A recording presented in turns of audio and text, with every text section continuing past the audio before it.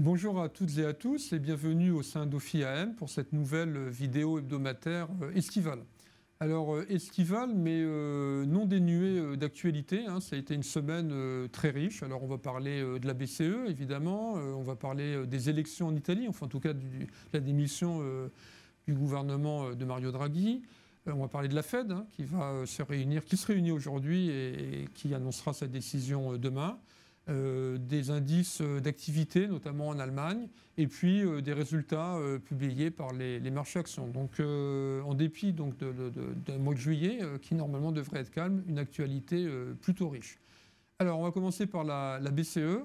Donc, la BCE, finalement, a plutôt bien manœuvré au cours de la semaine, puisqu'ils ont quand même augmenté les taux de 50 points de base, ce qui pouvait paraître quand même beaucoup, qui n'était pas forcément attendu par tout le monde. On parlait plus souvent de 25 points de base, qui aurait pu paniquer les marchés actions et obligataires.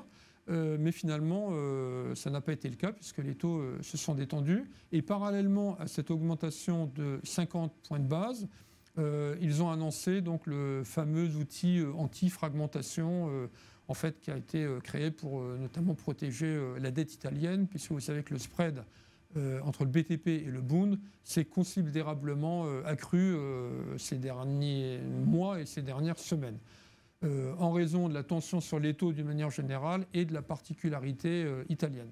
Donc cet instrument s'appelle le TPI en anglais, l'ITP en français, donc c'est l'instrument de protection de la transmission.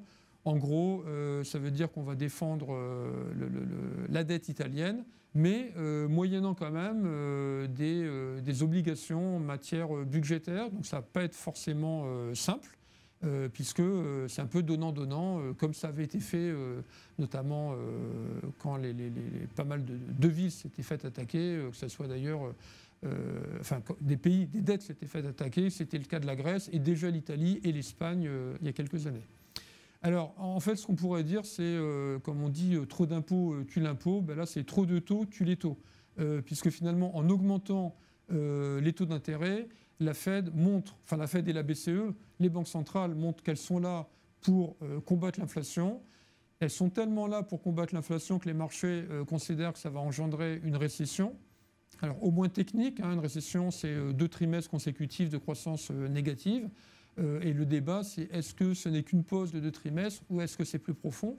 Mais en tout cas, les marchés considèrent que tout ça va peser sur la croissance et que si ça pèse sur la croissance, il n'y a pas de raison de voir les taux d'intérêt aussi élevés. C'est pour ça qu'ils refluent et qu'ils sont à un niveau qui n'est plus du tout celui qu'ils avaient il y a encore un mois. Le taux allemand est revenu autour de 1% et le taux américain autour de 3, à un moment où on pensait que le taux allemand allait vers 2 et le taux américain vers 4. Voilà. Donc la hausse des taux des banques centrales, les hausses des taux des banques centrales et quand même le ralentissement de la conjoncture avec la guerre en Ukraine, enfin tout ce qu'on sait, pèsent sur les taux d'intérêt. Alors, l'Italie, on en a parlé. L'Italie, démission de Mario Draghi une deuxième fois, donc cette fois-ci, elle a été acceptée par le président italien. Des élections anticipées du Parlement vont avoir lieu fin septembre.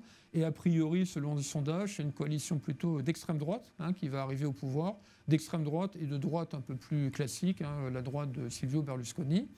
Alors la mauvaise nouvelle, c'est que ce n'est pas forcément des partis très pro-Europe.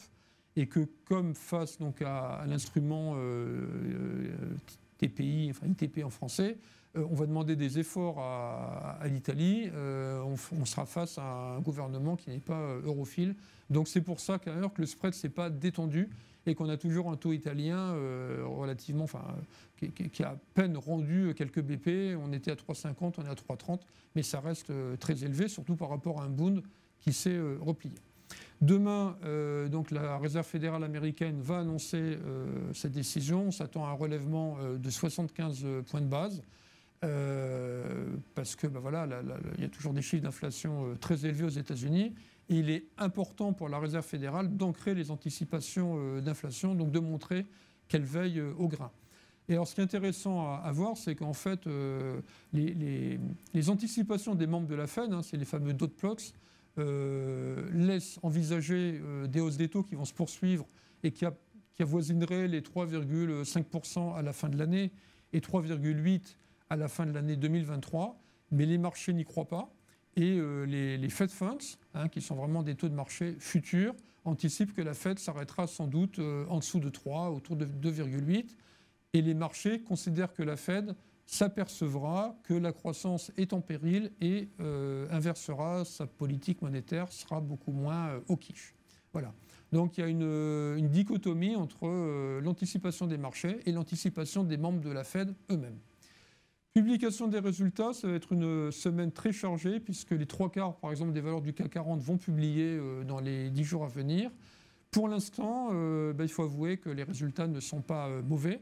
Il y a quelques profit warnings, notamment aux États-Unis, il y a Walmart qui a annoncé, qui a révisé en baisse ses résultats, mais à côté de ça, il y a beaucoup d'entreprises qui continuent à ne pas voir d'impact de la crise ukrainienne et de l'inflation.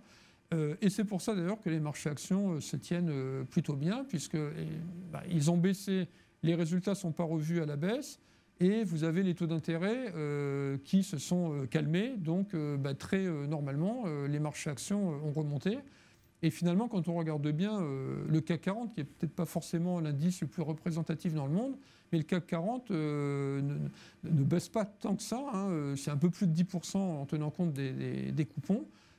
Alors que les taux vont quand même remonter, la croissance a été revue en baisse, il y a la guerre à quelques centaines de kilomètres de chez nous, donc des marchés actions résilients. Donc vous savez que nous sommes neutres depuis quelques temps, et finalement on était neutre à peu près à ce niveau-là, donc on est bien dans le schéma qu'on anticipait. C'est très difficile de délivrer un message d'achat agressif quand il y a effectivement autant d'incertitudes et autour de la Russie, et notamment du blé, du gaz russe. Donc voilà, c'est compliqué pour nous d'inciter à agressivement acheter les marchés, mais de l'autre côté, on n'est pas vendeur pour les raisons que je viens d'expliquer. Encore une fois, on n'a pas de révision massive des résultats. On a des multiples de valorisation qui tournent autour de 11-12 pour les 12 mois à venir.